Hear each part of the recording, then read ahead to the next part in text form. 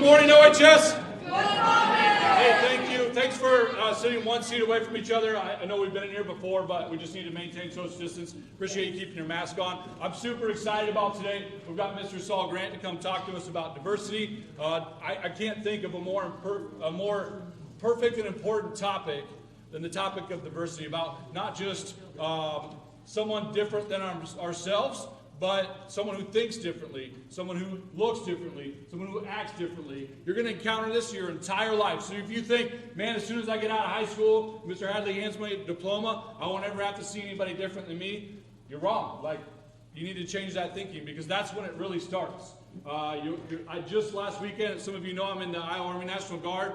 I sat next to a young lady from Honduras to my right, and a gentleman from Togo. Anybody know where Togo is? Where's Togo, geography majors?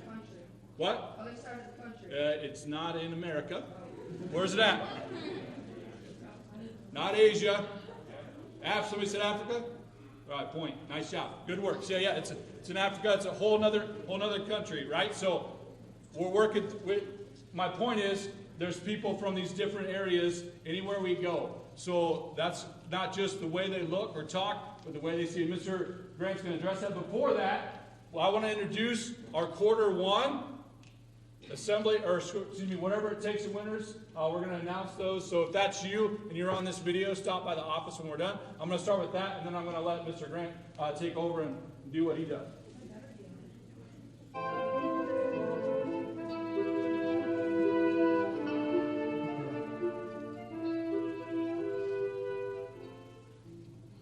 What's up, Old Wine High School?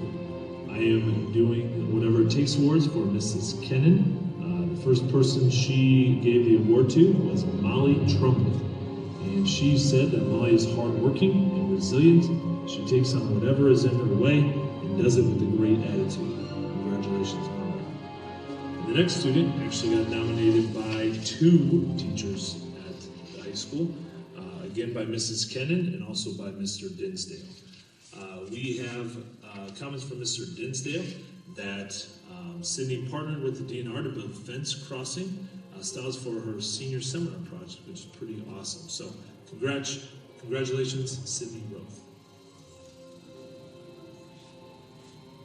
The student that I nominated is somebody who consistently has shown that they do a good job with the band, and when it comes to expectations or standards and all that kind of stuff, this person consistently meets those expectations or even goes above and beyond those, which is a huge thing for a group like ours, where that helps the whole group, not just an individual. And so just the amount of hard work and great results coming from this individual really made this individual kind of stand out to me when I was looking through my roster and who to give this to. So for this time, I'm going to award the Whatever It Takes award to Izzy Fowler.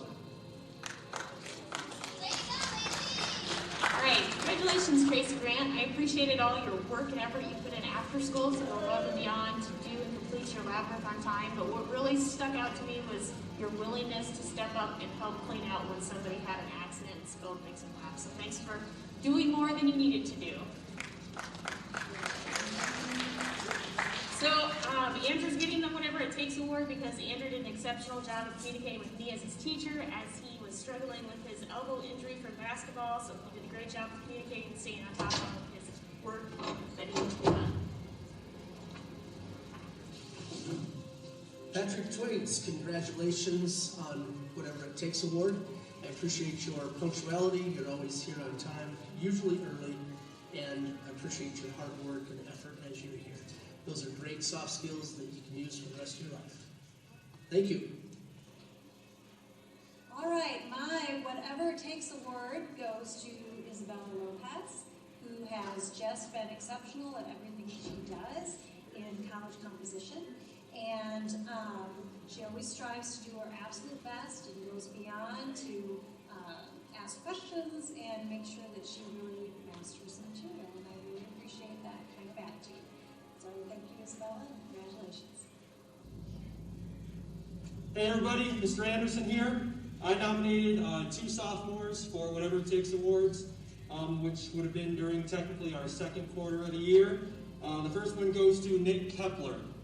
Nick has done an outstanding job, really all school year, of just being on top of his schoolwork, getting his assignments done, super polite and courteous in class, and works well with others, and I just really appreciate all of his positivity and hard work. And then the second one, I nominated Emma Smock. Emma struggled with a bad injury during basketball season, and I know had to miss school with doctor's appointments and physical therapy, and she continued to really push herself and make sure she was on top of her schoolwork and get everything done and positively support her teammates on the basketball team, and I thought she really went above and beyond and deserved the award this time. I nominated Peyton Hart for the Whatever It Takes award. Peyton, you did a phenomenal job reaching out to a fellow student who needed someone to be a friend and to socialize with. I admire your perseverance in helping that person and wish you nothing but the best in your future endeavors.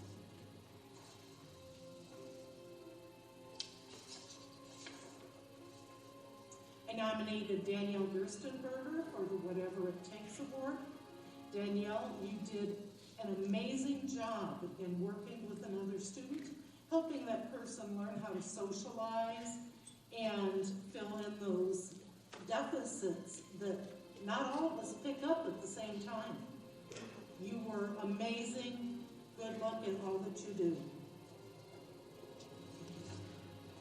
My first Whatever It Takes award goes to Bailey Kahn, and Bailey, you deserve this award because you have worked so hard in class and outside of class. Even when you were off school for 2 weeks, you came back with everything done and really working hard to make sure that you do whatever it takes to succeed in the classroom. Congratulations. And then my second Whatever It Takes awards goes to Alexis Lammers. And Alexis, you are working so hard in the classroom to do what it takes to succeed and really putting your best effort forward. I'm really proud of you. Way to go. Hi, I'm giving my award out to Jared Pryor and Alyssa Style. I feel that they deserve these awards because of their compassion and always making kids feel like they're welcome and just being overall great kids. I'm giving a Whatever It Takes award to Lainey Smith for being an outstanding student and always giving a great effort, showing up all the time, and being a real positive contributor in class. Whatever It Takes award goes to Elizabeth Shelmer, Senior. Elizabeth has a great personality in class, always has her work done, and I appreciate her efforts every single day. Second recipient of Whatever It Takes award, Aiden Williams. Aiden also has his work done every day, knows the curriculum very well, and has a desire to help other students in their learning.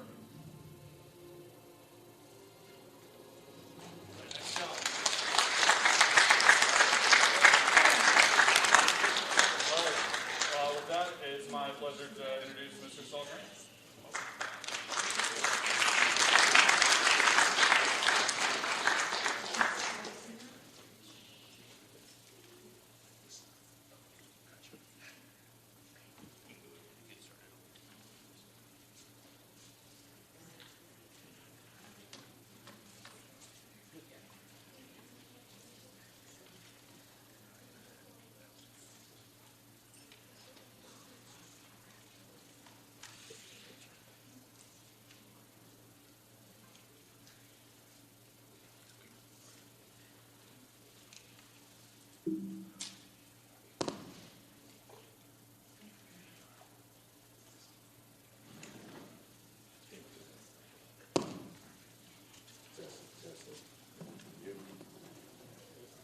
Can you guys hear me clearly? Yeah. Okay. Well, Mr. Hadley took my opening statement, so I guess I'll have to start another way. How we doing today? Good. Well, The reason that we're here today is because I think Mr. Hadley and all your school staff deserve a round of applause themselves, because this training, well, not this exact one, but they initiated the training for change on last week. They didn't have to do it. It was after school hours. I'm sure they had things that they needed to do in their lives, but they took time out to see what they can do to be a part of the change. That's what this is about. Because Owine High School is taking a proactive approach to address diversity and creating an inclusive environment for everyone who is involved with this organization. Mr. Hadley, faculty, and staff have begun the process to ensure that all of you begin to experience and understand the benefits of diversity and inclusion. Times are changing. I know we all have been through a very trying 2020 from different aspects. If it wasn't COVID, it was inequalities. If it wasn't inequalities, it was the weather was crazy. But as human beings, we have endured, and we made it to 2021. How many people were happy when they came out with the vaccine? Not a lot. Okay. But with that vaccine came hope. With that vaccine came maybe a normalcy. So even though we may not have liked it or we may not take it, we have to appreciate the fact that it gives us an opportunity to get back to a normal life, to fight against COVID. Because before that, everyone was going crazy. It was something that we had never experienced before. We've had similar pandemics like smallpox, the measles, the mumps. But how many of you were around when that happened? No. But history has shown that when we come together, we can overcome anything, but it's a choice. Times are changing. We've accepted the challenges, speaking of the faculty and staff here. We've accepted the challenges that life has thrown our way and vowed to make the necessary changes to create, cultivate, and foster inclusivity for this academic community. Now, what is diversity and inclusion? Diversity is the state of being diverse, variety, a range of different things. Inclusion is putting diversity into action. The action or state of being a state of including or of being included within a group or a structure, a person or a thing that is included within a larger group or structure. Nice definition, but let me make it plain for you. Let's say, for instance, you yourselves or your parents, grandparents, a chef, going to create a dish. Every chef has a signature dish that they put their stamp of approval on, and they put their hard work, a lot of different ingredients. They get the ingredients and they lay them out on the table. They leave all the ingredients they need: salt, pepper, cognac, all these different ingredients that exist.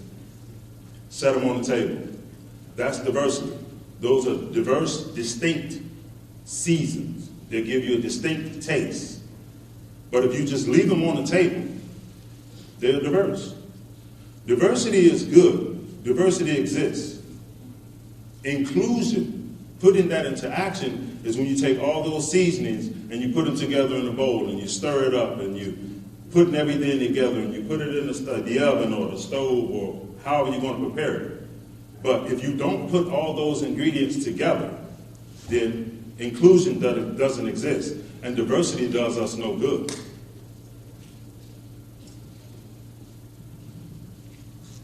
What you do now will have an impact on your future. And I know it's hard to see. You're young, rambunctious, and you don't have a lot of life experiences.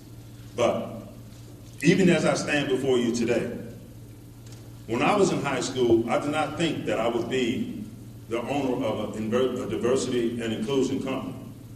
I was good at basketball. I was good at football. So what do you think my plans were? NFL, NBA. I was good at both.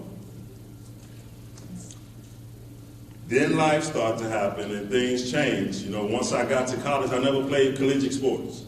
I ended up going to college, getting a trade, and getting into the manufacturing field. I wanted to make money right away instead of wait. So as I went to college, I got into the manufacturing field, got me a trade, and I had a nice career. I worked in manufacturing prior to the last couple of years, almost 20 years. And over the span of that time, I've worked in manufacturing plants from mom and pop shops to big corporations. At the end of knowing that something needed to change, I realized one thing was consistent no matter, I worked in maybe 7 plants. In all 7 plants, one thing was consistent. I myself was the underrepresented group. And what I mean by that is, I wasn't necessarily treated different, but I was different, and it was visually noticeable. Every time something would happen on the news, or I'm from Chicago, I was born and raised there, and people that knew me knew that I was from Chicago. So if something happened in Chicago, they would come ask me, like, wow, what's going on in Chicago? Like, I don't know. If you haven't noticed, I've been to work every day, so I haven't been to Chicago in 2 months, you know. But being part of an underrepresented group, it will weigh on you, and it does take its toll. And if you don't have the right tools, the negative outcome to that is wide open. There's so many different variables to the negative side of that. So what we are intending to do is inform you guys now while it's early. Because as I stated, what you do now will have an effect on your future. That's positive or negative. Everything that you experience in life is an experience, but that experience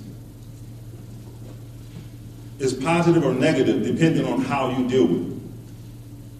And the only way that you can positively deal with any life experience is to be educated. So if it's the first time you're having this experience and you're not educated, odds are it's going to be a negative outcome. That is what the goal of this is. And if you ask any adult right now, if they knew what they were going to do at your age as an adult, 90 to 100% of them will probably tell you no. Things change. It's good to have a goal, but you may reach that goal and decide, I want to set another goal. I thought I was going to be a doctor, now I want to be a lawyer. Thought I was going to be a lawyer, now I want to be a police officer. You know, so the world is yours. Each and every last one of you have the world at your feet right now. And you can do anything. Anything that you put your mind to. I'm the parent to only one of you in here, and I'm sure that parents encourage you to do your best, get involved. You can do whatever you put your mind to. That is a true statement. Today I want to talk about the impact that we have on others, on each other. Who is the most important person in this auditorium right now? You are. Each and every last one of you as individuals. But collectively, you make up OHS, Owine High School, the underclassmen right now. But you are a representative, you are an ambassador of Owine High School to everybody you come in contact with until you graduate. Then you become alumni.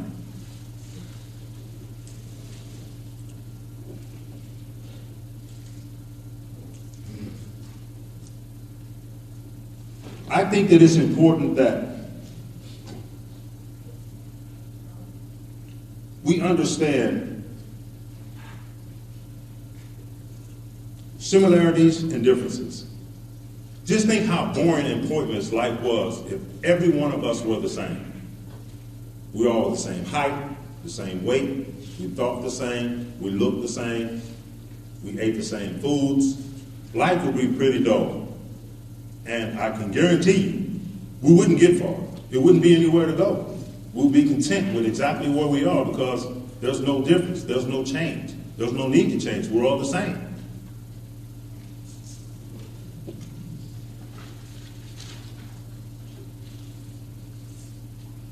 We were not created equal. I'm doing my very best to get that message across to everyone in the world. We were not created equal, and that's a good thing. Over the years, through time, it has been viewed as a bad thing, or we have a superior group or inferior group. That's not true. We'll talk about that a little bit later. But we all share weaknesses and we all share strengths. So when it comes to the point of your education or life experience where you don't have the answer or need help, if we were all the same, who would you turn to?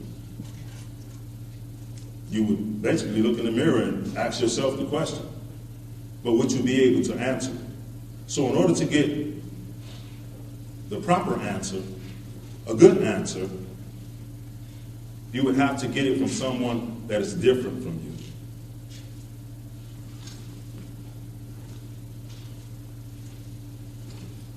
We have to learn to embrace the things that make us different. No one person or set of people are any better than the other. As I said earlier, we're not created equal. But we all have the equal right to come to school and get the best education that we can get. We all have the equal right to be safe in this environment and secure while we're here. We all have the equal right to all the resources available. We all have the equal right to be respected for who we are. No matter the race, ethnicity, age, ability, gender, sexual orientation, and or personal interests. We have something to offer. Each and every last one of you has something to offer to someone else.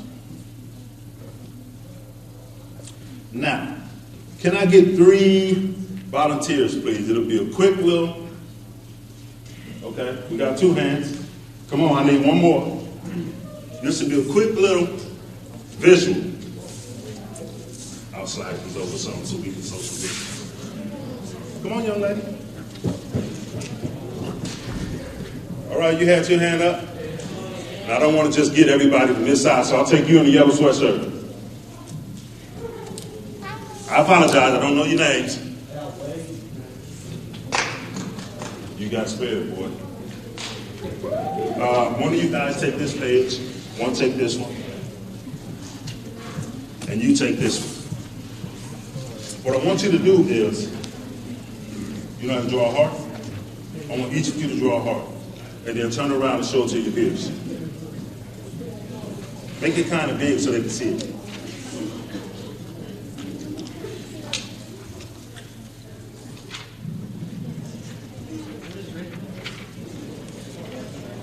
Can we see that? You can't. Okay. That's not good. That's not good. We're going to have to do something different. So what I want you to do with the green one, get the red crayon. With the white one, you get the green crayon. And with the red one, you get the white crayon. Now see if you can draw a heart. Make it big so your peers can see it.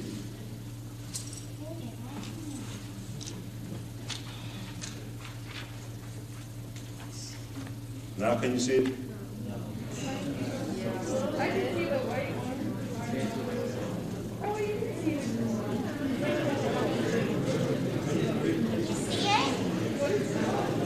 Okay.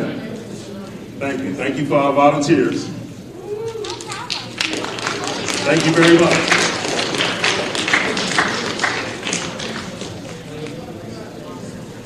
Now, what we just noticed was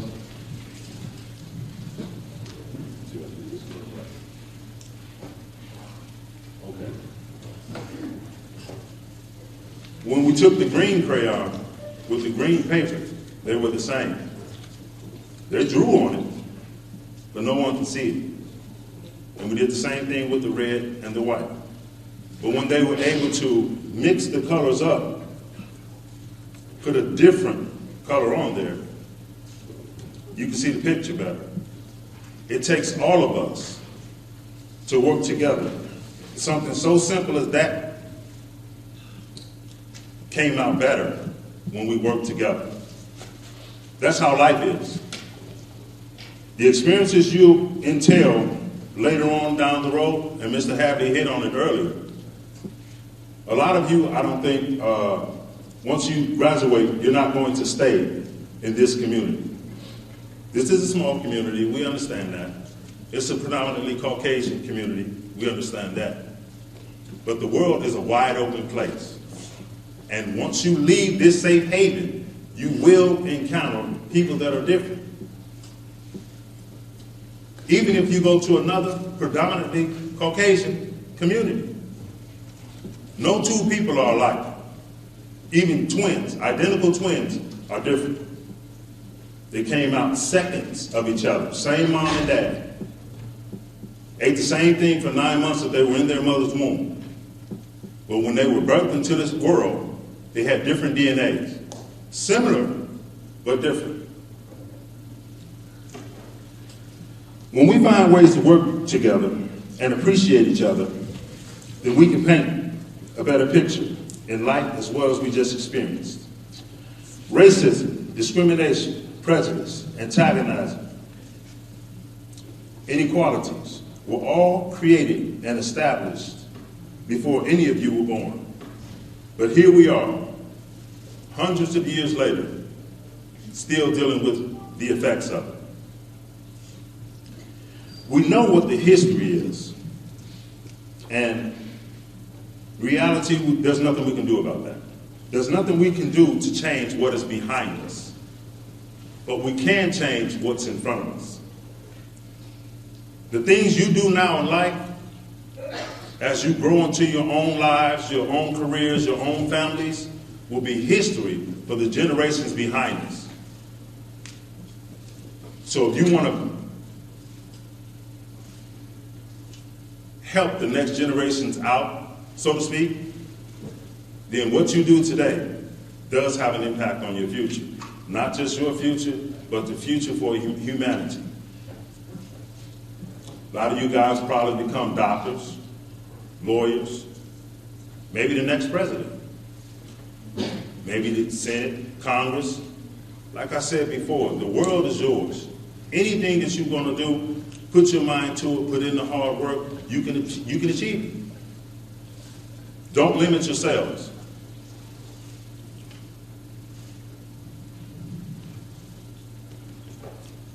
We have to educate ourselves to understand that we secretly have drivers that impact thoughts without us being aware, such as biases, conscious or unconscious, stereotype, categorizing. Has anyone heard of these terminologies before? They're very, very, very easy to get into us. They're very easy to influence us. And I would be lying if I said that there's a way that you can, something that you can create, a potion that you can drink, that'll keep you from having those. But there isn't. A stereotype is a mistaken idea or belief many people have about a thing or group that is based upon how they look on the outside, which may be untrue or only partly true. Stereotyping is when we put that definition into action. A bias is a tendency or inclination or prejudice towards or against someone or something. Not all biases are bad. Basketball players. Basketball player can jump high.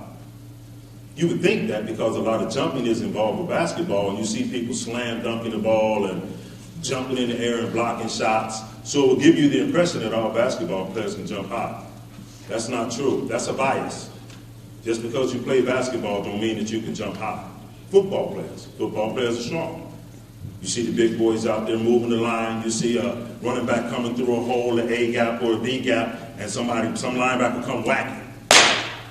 Ooh, man, he got to be strong. Not all football players are strong. Look at the kickers. There's not one muscular kicker in the NFL.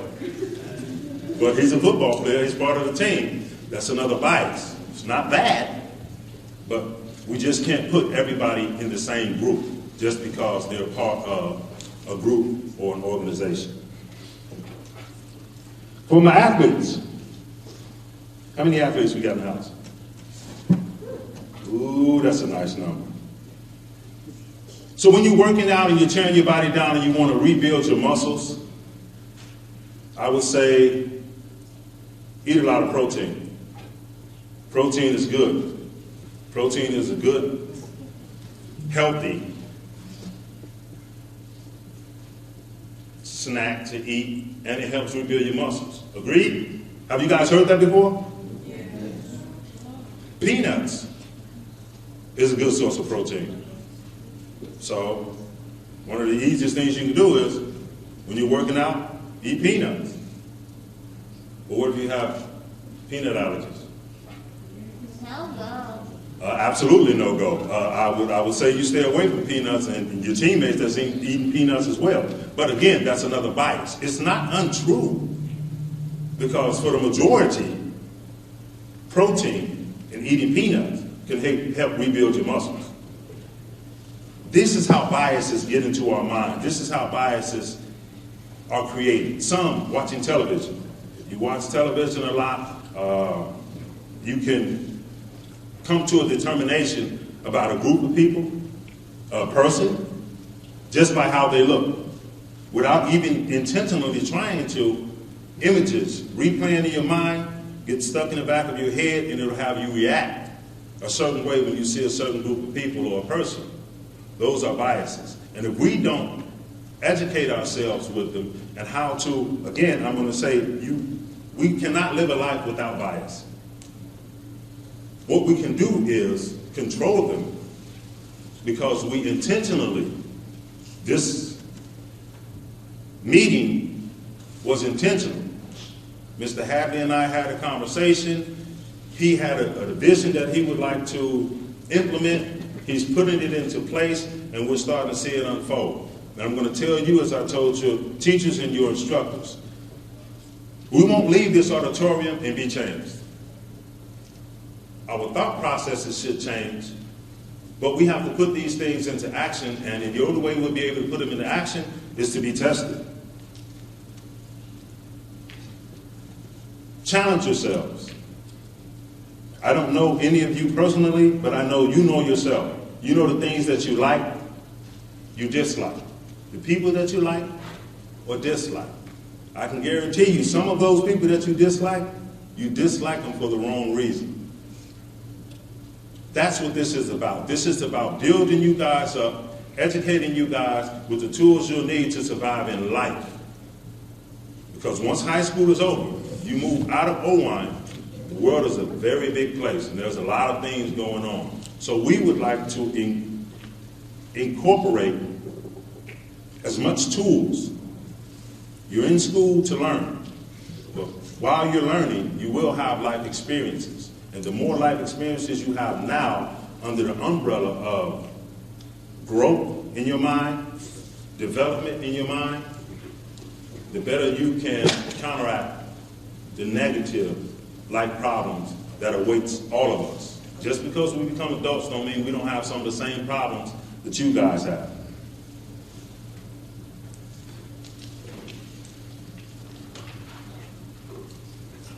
And as I said, everyone has some degree of bias and always will. It is human nature to assign judgment based on first impressions or life experiences. But those of us that choose to educate ourselves and learn how to counteract its effects on us can begin to positively influence in cultivating an inclusive environment around us, whether it's here in school or out in the community. Our goal is for inclusion and equality to become the normal culture of Owine High School. And that makes it possible for people of all backgrounds to come together and enjoy the richness of experiences, perspectives, ideas, engagement, and productivity towards the success of each and every last student, as well as the staff here.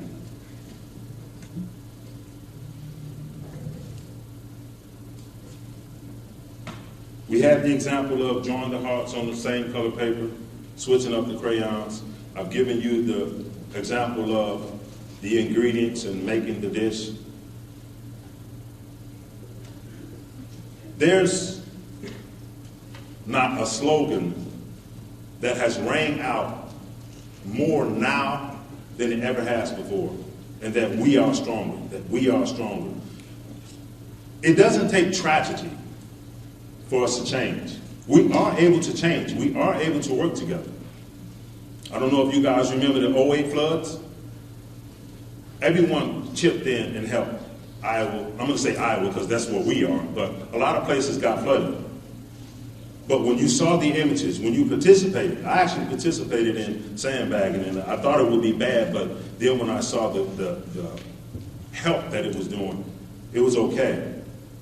But then we had them in 2016. Now, any of you live in Cedar Rapids? No, okay. During the COVID-19, during the inequality movement from the Black Lives Matter movement, during all of this, Cedar Rapids was also hit with the duration.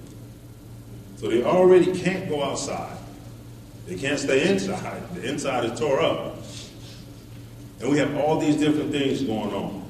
But every image they showed after destruction was people coming together. People donating food, donating water, donating supplies, helping cut down trees, helping put tarps over people's houses so they have somewhere not to just sit and get wet. We've seen that we can come together during tragedy. Now, let's be a part of the movement of showing of coming together when there's not a tragedy. It shouldn't take tragedy for us to feel empathy for another human being. It shouldn't take tragedy or something bad happening for us to say, man, I feel sorry for that person. Not just to say, I'm glad it's not me, I'm glad it wasn't me, and go on with life. But the more that we can feel for each other, the more that we can understand that we are the same, because internally, we're all part of the human race. I can care less what color you are, where you're from, your ethnicity, what religious belief you have. We're all human beings. If you cut us, we all bleed red.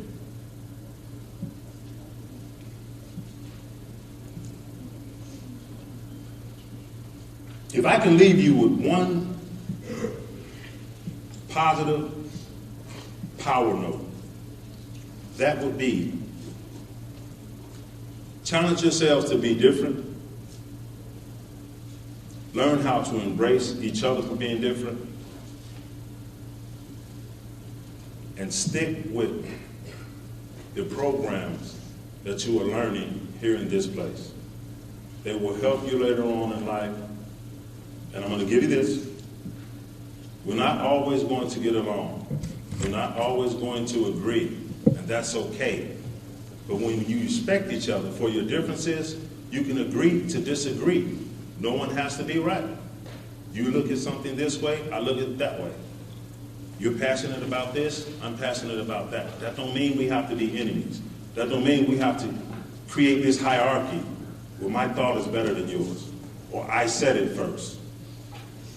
The more we can intentionally control the biases that we can't get rid of, the better off we'll be. Not just here at OIM High School, but out in the community. When you go and you start your own families, you embed these things into your children. So hundreds of years from now, they can look back and talk about this generation as being the generation of change for positivity. I thank you all, and I appreciate you coming and sharing this moment with me.